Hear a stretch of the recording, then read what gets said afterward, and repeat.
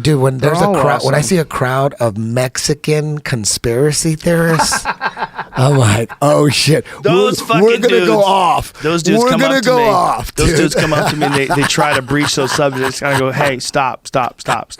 I can't do that. I don't have any room. Eddie's crazy.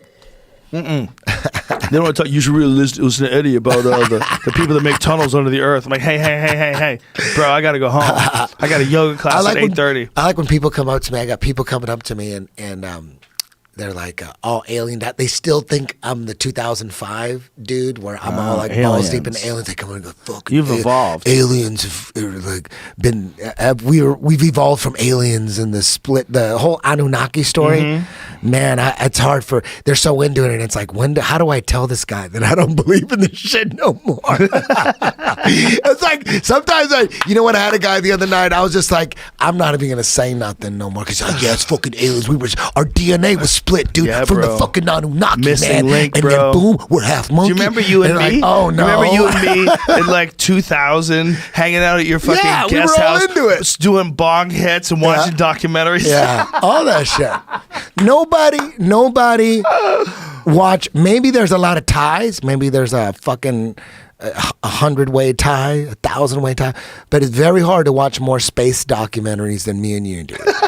Come on, dude. Real space Dude. documentaries too, not just alien Dude, ones. we would just sit there and there's like 12 parts to like this BBC universe. Do you remember that giant alien bong that I had? That like yellow fish bong? Red Band has that thing. Nobody was into space and aliens more than us. No. Dude. You had that fucking Roswell poster on the newspaper clip.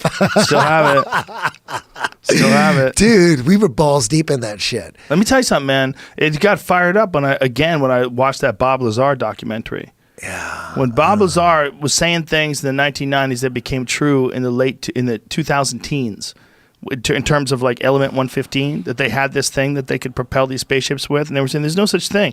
He's like, there's a thing. They have it. It's from another planet. He explained the propulsion system. He explained all this stuff. It sounds like such nonsense. But I then believe Bob now- Lazar believes all that shit. I believe he But you don't does. believe it's true? I believe he's set up. They let him talk too much. Like, how are they going to let him do Netflix and they're You going might to come be on right. JRE? You might They're going be to right. let him go on Larry King. And Again, Eddi Bravo with the 3D chest. they want him to do that. It's if you're on Netflix, the deep state wants you on Netflix. So it's a good thing. It's a good thing I think he believes it. Just like William Cooper. I think he figured out he got set up. They were trying to get him to believe that alien spacecraft on were the recovered moon. and all that. Because his job at the Office of Naval Intelligence, William Cooper, he wrote Behold a Pale Horse. He wrote that book. He's like probably considered the HELIO GRACIE of conspiracy theories, William Cooper. He was in charge of putting together the documents for these top secret Office of Naval Intelligence meetings, and he was reading them and going, Wasn't he killed in a shootout? They shot his ass, dude. But he was killed in a shootout, like In with the front of his cops. house. He was talking too much. He predicted Osama bin Laden before 9/11. I don't know if you know this. There's video on YouTube. You can watch this. William Cooper said, But there's he going to also be an talked attack. He goes, about space, about like bases on the moon, where aliens had bases on the moon. he evolved. You got to follow the timeline. Sort of like you're not He into changed. aliens anymore, and now He's a big part of it. He's a big part of it. of what? He's a big part of me going, because he is the one who opened my eyes to the fact that he thought he was being set up he thought they're trying to get us to believe in aliens so they could fake an alien attack, so that'll usher in the New World Order. Because what happens if the aliens attack? We all unite. In all the movies, you see them in the movies like, oh, they're attacking, let's call China. China's got this new thing, and the Russia, and then we're all together and we all unite.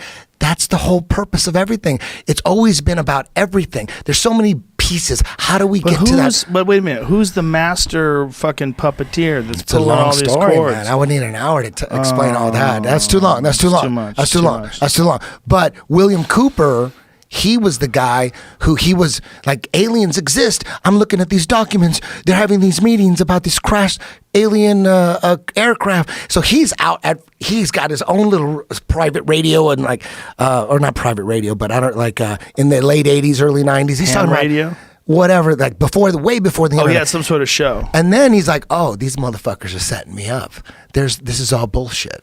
He goes, "They're setting up a fake alien invasion. That's what they're doing."